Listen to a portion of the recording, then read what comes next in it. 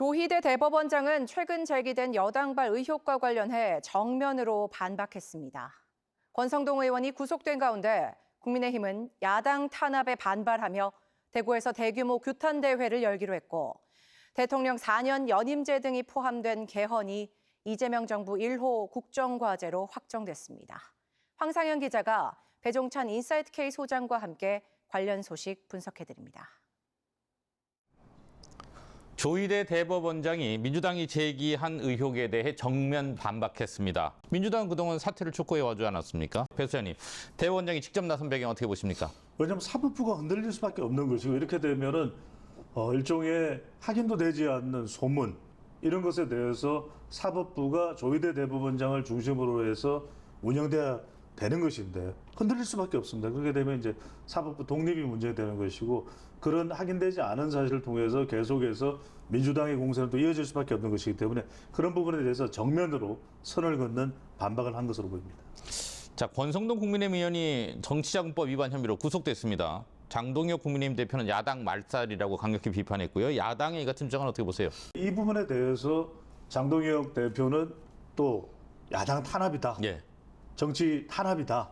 이렇게 또 대응을 할 수밖에 없어요. 왜냐하면 지금 지지층을 결집할 수밖에 없는 것이 여러 사안에서 국민의힘이 몰리고 있고 조희대 대법원장 이슈도 등장한 상황이거든요. 게다가 지금 패스트트랙으로 당의 의원들이 다수가 지금 의원직 상실까지도 갈 수 있는 그런 검찰에 아직까지 선고는 아닙니다만 구형을 받았단 말이에요. 이런 상황에서 당대표는 강성 대응을 할 수밖에 없다. 이제는 강경 모드로 바뀔 수밖에 없는 국면으로 보입니다. 자, 국민의힘은 이재명 정부 들어 첫 장애 집회를 예고했어요. 21일 대구거든요. 대구를 시작으로 전국에서 장애 집회를 검토하고 있다는 얘기도 나오고요. 그렇죠. 왜 그런지 하면 대구는 보수의 심장입니다. 그런 만큼 대구, 동대구역에서 정말 많은 군중들을 통해서 기세 싸움이 되는 것이거든요. 이걸 통해서 봐라. 더 이상 이제 야당 탄압을 하는 것은 안 된다. 이런 점을 이제 장동혁 대표는 강조하기 위한 것이고 장애투쟁의 힘이라는 것은 내년이 이제 지방선거입니다.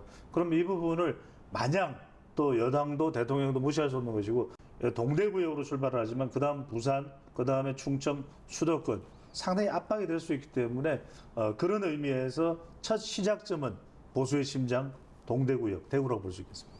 이재명 정부의 1호 국정과제는 대통령 4년 연임제와 결선 투표제 도입 등이 포함된 개헌입니다. 개헌을 하려면 야당의 협조가 필요한데 당장 장동혁 대표는 비판하고 나섰고요. 개헌의 현실화 가능성 어떻게 보세요? 크지 않다고 봅니다. 물론 이제 개헌을 하는 쪽으로 갈 겁니다. 이 기회에 87년 이 헌법체제가 우리 국민들의 주권을 더 강화하는 쪽으로 옮겨가 시대에 맞게 바뀌어야 된다는 이야기도 AI 등의 주제까지 포함돼서 이야기가 되고 있습니다. 그런 만큼 바뀌어야 되는 것은 분명합니다. 하지만 당장에는 워낙 서로 간에 기싸움이 강하고 대치 국면이거든요. 당장에 이런 부분들이 선순환 구조로 가기는 어려울 것으로 보입니다. 이게 조금 생뚱맞게 들릴 수 있는데 여야의 첨예한 대치 속에 민생경제협의체 열릴 예정입니다.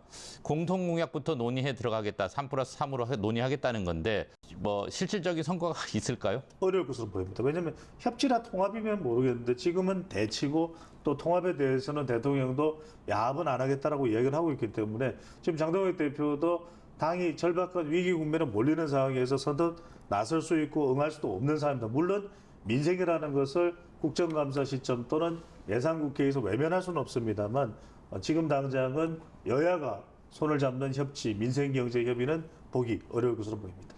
네, 조금 더 깊은 얘기는 TBC 뉴스 유튜브 채널을 통해 더 얘기하도록 하겠습니다. 오늘 고맙습니다. 감사합니다.